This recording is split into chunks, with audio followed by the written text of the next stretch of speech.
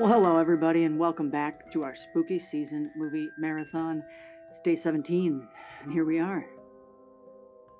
Back at it again. Still alive. Still kicking. And I feel like I should get to the point. Because today we watched a movie that doesn't really deserve to be talked much about at all. It's a little-known Drew Barrymore starring film called Doppelganger. Holly has found someone new. Sorry, I scared you. Now, Doppelganger is about Drew Barrymore.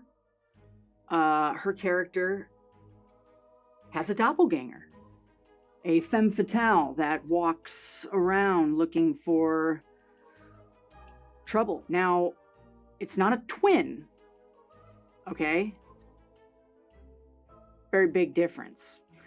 So anyway, she moves to LA, moves in with a writer, and crazy shit happens as her doppelganger stalks her to the West Coast. A deeper, darker side that is capable of the unimaginable. Fear, anger, hatred. Now, before I get into why this movie is not worth your time, I want to say I started the movie surprised and eager. Greg Nicotero does the special effects for this movie. And if you don't know Greg Nicotero, you should. The man is a legend. Most recently, he broke all of television by essentially spearheading The Walking Dead.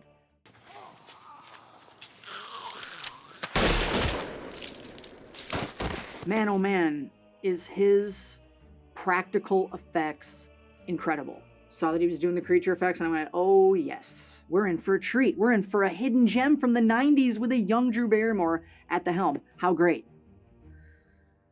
Well,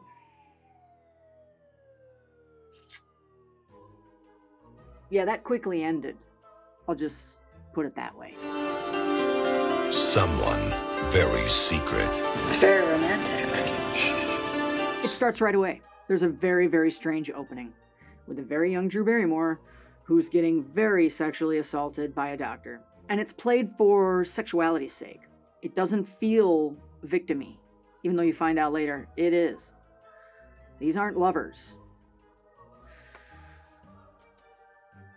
Icky. In the opening, we see a pretty striking kill scene, and the blood effects are great. His slow-mo, not so much. And you better get used to that slow-mo, because it's going to be happening a lot. And is it ever really necessary or good? Nope. No longer hides inside. Look, just don't touch me. And you realize very quickly this is going to be a slog, unfortunately. The casting is way off. Way off. Even with Drew Barrymore. She's awful in this movie. It's not all her fault. Nobody else really helps her. The whole cast is pretty much miserable. Much like every other aspect of the film. The set design, the lighting, the script, the list goes on and on and on. Name something that helps make a movie complete, and this movie has pretty much failed at it. So it's not exactly her fault. It's the director's fault. It's probably forced out by some kind of trauma. What does it want? Somebody attacked you, all right? This whole movie can be summed up as trash wannabe Hitchcock. Good evening, and thank you for allowing me to come into your living rooms. From the sound design, soundtrack, lighting, framing, sequences, camera angles, everything is stolen directly, and stolen poorly, I might add, from Hitchcock. We're not talking about an inspired by, we're talking about a hack ripoff artist who is creepily obsessed with his young star. This is not a Muse situation. This is creepier than that. The first two acts of this movie are just grating slogs of stolen, regurgitated material. Then in the third act, something happens. Something happens to this movie. It jumps off a fucking ledge straight into insane schlock. Finally, we get to see Greg Nicotero's work at hand. And is it worth the wait, folks? No, actually. It looks really, really bad as well. Which shocked me because, again, Greg Nicotero's a legend and he usually nails it. And all I could think of, there ain't no budget. This wannabe, classy, in actuality, classless director gave him a list of things to do and then probably slipped 100 under the door and said, can you do it for that much? Because this just looks horrible.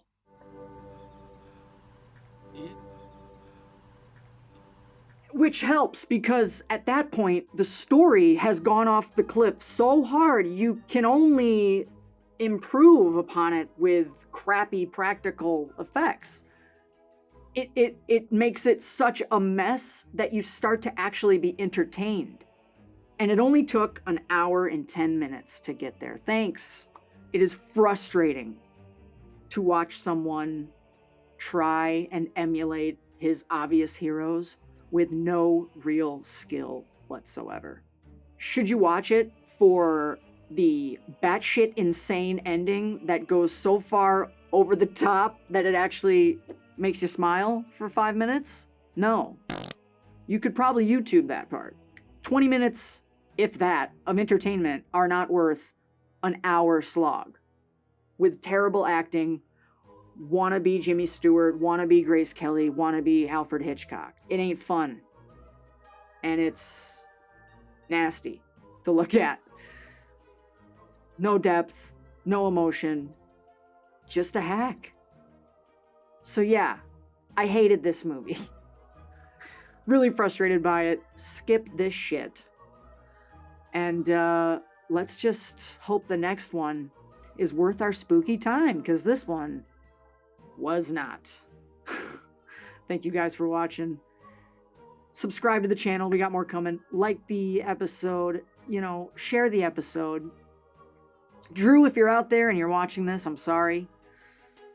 I hope that director was not creepy to you in real life as he was through the lens of the camera. And you're a legend, so fuck this movie. And now, the only thing she has to fear is herself. You guys have a wonderful rest of your spooky season. Subscribe to the channel, like the episode, share the episode. Toodles.